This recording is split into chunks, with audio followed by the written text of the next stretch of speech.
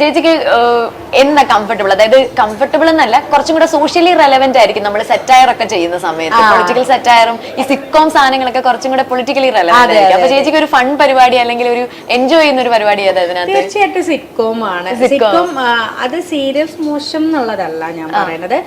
ഇപ്പൊ ഞാനൊക്കെ കൂടുതൽ സിറ്റ്കോംസ് ആണ് ചെയ്തിട്ടുള്ളത്. അതെന്ന് വെച്ചാല് മെയിനായിട്ട് ചിലതിൽ സ്ക്രിപ്റ്റ് നന്നായിട്ടുണ്ടാവും, ചിലതിൽ ത്രെഡ് ഉണ്ടാവുള്ളൂ. പക്ഷെ നമ്മുടെ കൂടെയുള്ള ആർട്ടിസ്റ്റുകൾ നമ്മളെ സംബന്ധിച്ച് നമുക്ക് ഇംപ്രവൈസ് ചെയ്യാൻ പറ്റും.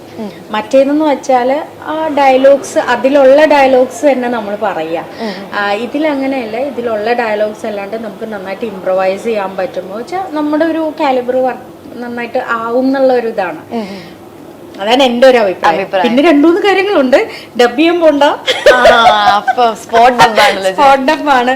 പിന്നെ മറ്റേല് പോലെ ഒരുപാട് കോസ്റ്റ്യൂംസ് ആവശ്യം വരാറില്ല. സിറ്റ്കോമിൽ മിക്കവാറും സിമ്പിൾ ആയിട്ടുള്ള ഇതാണ്, ഹോംലി ഇത് അങ്ങനെയൊക്കെ ആയിരിക്കും. റിയൽ സാധനങ്ങളാണല്ലോ പോർട്രേ ചെയ്യുന്നത്. അങ്ങനെ 1-2 കാര്യങ്ങളുണ്ട്.